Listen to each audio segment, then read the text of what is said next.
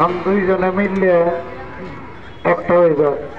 আয় আসছে এটা তো আসলে চোখকে দিবি দেখতো